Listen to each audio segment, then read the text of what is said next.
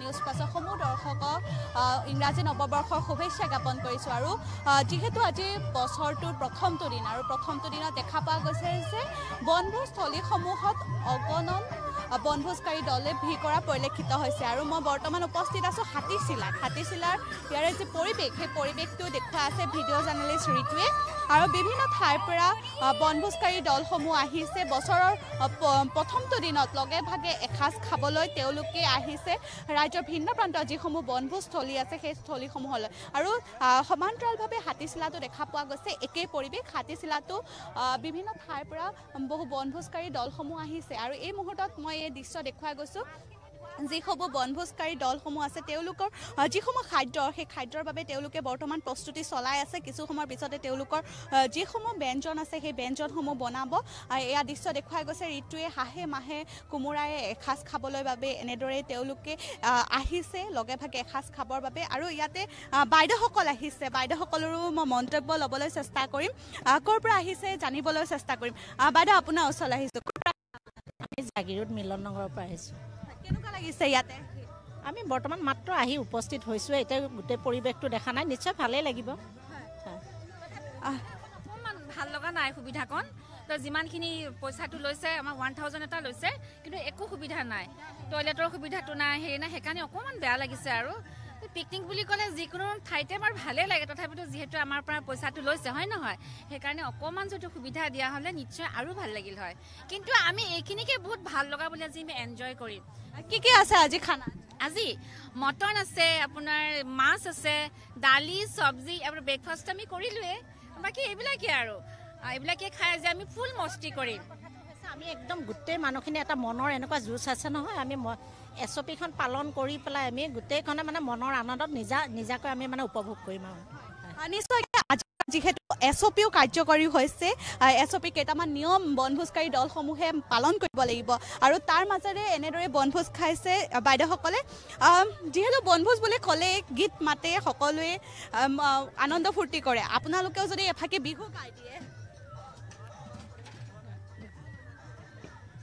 হাসতি লৈ লাং লাং থৈ লাং লাং বৰ হুলাতে জাকৈ বাং, হাসতি লৈ লাং লাং থৈ লাং লাং বৰ হুলাতে জাকৈ বাং, লগৰী ঐ লগৰী জংলি ঐ লগৰী আহৈ আহৈ জাকৰি বিহুলৈ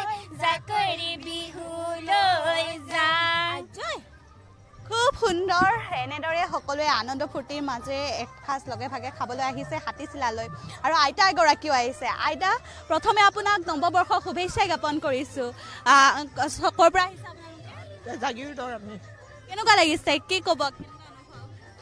ভালে লাগিছে আৰু লগে ভাগে এসাঁজ খাব আহিছোঁ।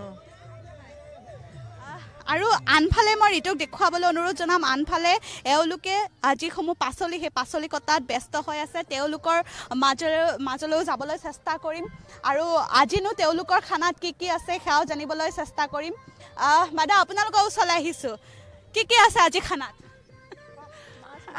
আজিৰ খানাত মাছ, মাংস, পনীৰ, দাইল, ড্ৰাই চব্জি, চালাড সকলোবোৰ আছে।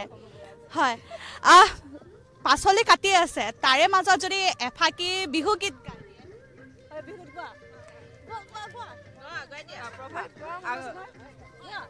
মোৰতো অভ্যাসেই নাই, নোৱাৰোহে হয় অসমীয়া।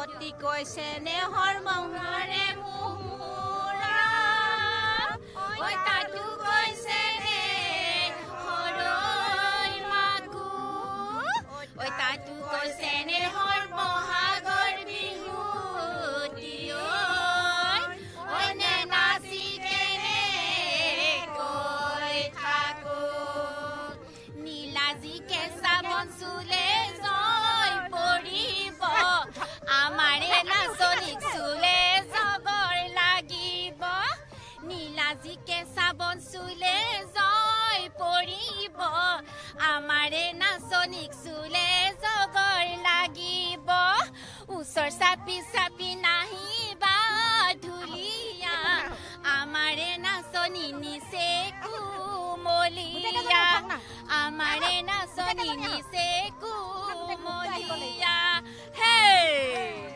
আৰু কি কি আছে খেল নহয় আহা আইদেউ আইদেউ আহা নাচি নাচি নাচা আইদেউ আইদেউ নাচা ঘূৰি ঘূৰি ৰাইজলৈ জনোৱা হেৱা হে পানী পাই বাহিলে পানীৰে কলে মোক পানী পাই বাহিলে পানীৰে কলে মোক যৌৱন পাই বাহিলে মৰম হে সুন্দৰ খুব সুন্দৰ এনেদৰে প্ৰতিটো বনভোজকাৰী দলে এনেদৰে আনন্দ ফূৰ্তিৰ মাজেৰে লগে ভাগে এসাঁজ খাবলৈ আহিছে হাতীচিলালৈ আৰু মই পুনৰবাৰ কৈছোঁ যে অকল হাতীচিলা বুলি নহয় ৰাজ্যৰ ভিন্ন প্ৰান্তৰ যিসমূহ বনভোজস্থলী আছে সেই বনভোজস্থলীসমূহত ৰাতিপুৱাৰ ভাগৰ পৰা বনভোজকাৰী দলসমূহৰ আগমন ঘটা পৰিলক্ষিত হৈছে বছৰটোৰ প্ৰথমটো দিনত সকলোৱে লগে ভাগে এসাঁজ খাবলৈ এনেদৰে আহিছে